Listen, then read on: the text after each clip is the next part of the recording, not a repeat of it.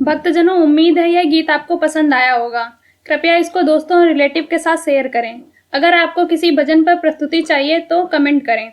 हम आपके लिए इस चैनल पर उस भजन को प्रस्तुत करने का प्रयास करेंगे। अगर आपने हमारे YouTube चैनल को सब्सक्राइब नहीं किया है तो तुरंत सब्सक्राइब करें और बेल आइकन दबाना बिल्कुल ना भूलें। धन्यवाद।